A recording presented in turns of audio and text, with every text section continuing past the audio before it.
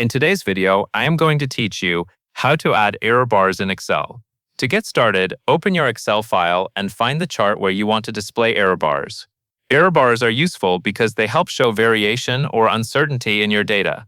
This can make your chart more informative and easier to interpret, especially when you are presenting averages or comparing results. Begin by clicking once on the chart to select it. This is important because Excel will only show the chart tools and options after the chart itself is active. When the chart is selected, look to the top right corner of the chart area. You should see a green plus icon. This icon opens the Chart Elements menu, where you can quickly add or remove visual elements from the chart. Click the plus icon. A small menu will appear with several chart options. In that list, find the option labeled Error Bars.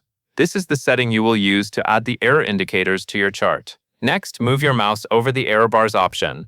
As you hover, you will see a small black arrow on the right side. Click that arrow to open the error bar choices. This gives you a few preset options to choose from depending on how you want Excel to represent the variation in your data. From the list, select either Standard Error, Percentage, or Standard Deviation. Standard Error is commonly used when you want to show the precision of a sample mean.